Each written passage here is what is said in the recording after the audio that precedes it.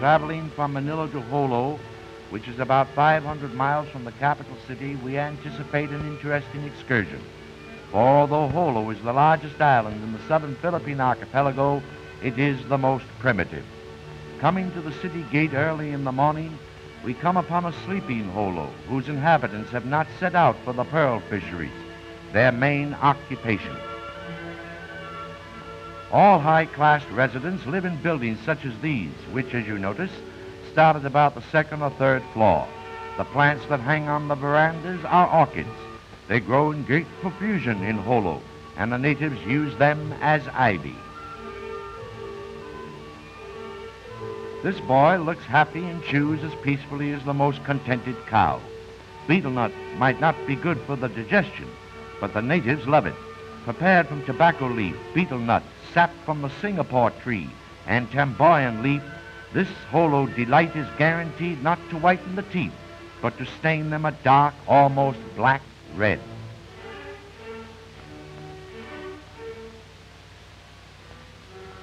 Our guide and sponsor in Jolo, Mrs. Judith Shuck, a native female diplomat whose praises are sung throughout the whole island. Mrs. Shuck exerts more influence over the inhabitants of Jolo than any other one person.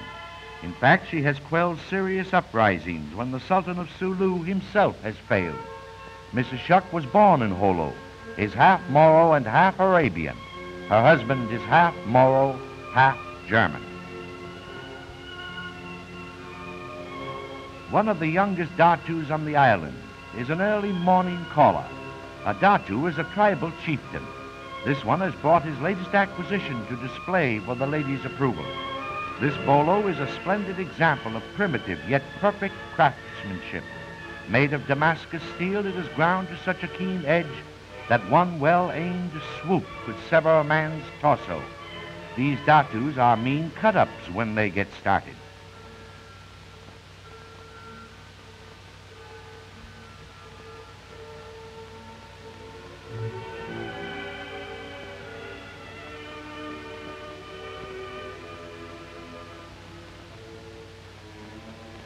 His Royal Highness, the Sultan of Sulu.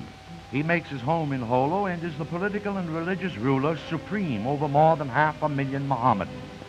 Polygamy is practiced in Sulu, but the Sultan has stopped practicing. He's perfect at it now. Until recently, the Sultan received an annual salary from the United States government and as a senator in the Philippine legislature. He gets a fat piece of change each year from England as head of the Mohammedan church in Borneo. Spain used to pay him a racketeer's dole for protection against Sulu pirates. This is not a Jolo tenement house, it's a royal residence, the palace of the Sultan of Sulu, a dirty, unkempt, ill-smelling wood frame house. That is where the Sultan lives. It might be a palace to the Sultan, but it's just a dump to us.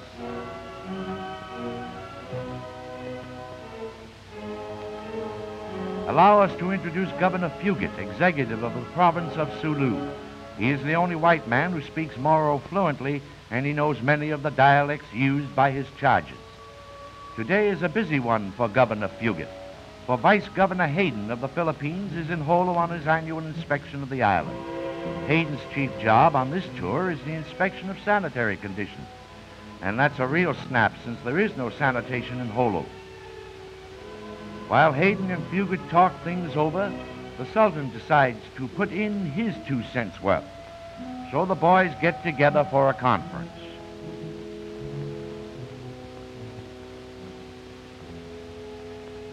Reading from left to right, Superintendent of Schools Chapman, Vice Governor Hayden, Governor Fugitt, and the Sultan of Sulu. The Sultan, by the way, speaks no English, and he can neither read nor write his own language.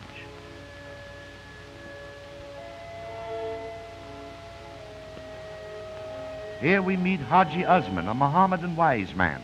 That thing he's wearing isn't a freshman cap, but a mark of distinction for his pilgrimage to Mecca. We asked Haji if he were married, and he nodded vigorously and held up 5 fingers. We thought he wanted a drink of whiskey, but our interpreter informed us that he meant he had 5 wives. Not bad for an old man. Another Datu. He's borrowed the Sultan's pistol for this picture. Here comes his daughter. She asks him if she can have some money to buy a new sarong. But he tells her it's all sarong and not the time to ask for it. Can't you see Gal Pop's having his picture taken? Scat, says the Datu, and he scolds her for trying to hog the camera. A Jolo marketplace. It looks like the natives go in for pushcart peddling. All the perfumes of Araby couldn't sweeten this vile-smelling bazaar. Unless you've got a great yen for dried fish, you wouldn't work up an appetite around here under any circumstances.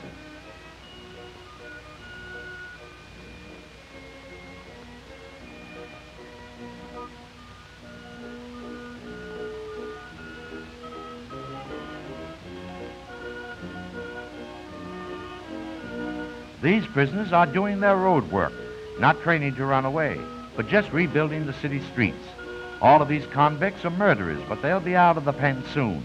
For the maximum penalty for murder in Jolo is 5 years. The Sulu Constabulary makes its headquarters in this fine building. The barracks are the best living quarters on the island. And despite the fact that Sulu is overrun with colorful plants and trees, the Constabulary Gardens boast the only landscaped garden in the entire province. It is said that these gardens are planted with the favorite flowers of the Infanta Isabella of Spain. School's out and the kids are having a gay time. School wouldn't matter, however, for there is no compulsory education, although the United States has set up a school system that functions in a haphazard fashion dependent upon whether the children want to go to school or not. Mohammedan priests spend their days at the mosque praying endlessly. Now that dusk is beginning to gather, this disciple of Muhammad leaves for his nearby home. He is joined by other priests and Hajis. This is the first picture ever taken of Mohammedan priests and wise men in Sulu, and they watch the camera with wary and suspicious eyes.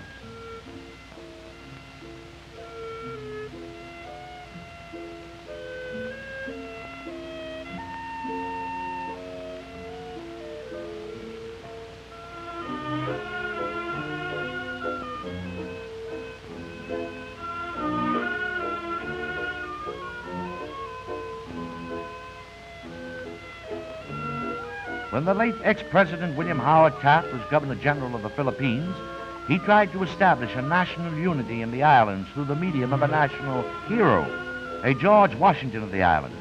Dr. Jose Rizal, depicted in this monument, was a staunch leader in the Philippine fight for independence.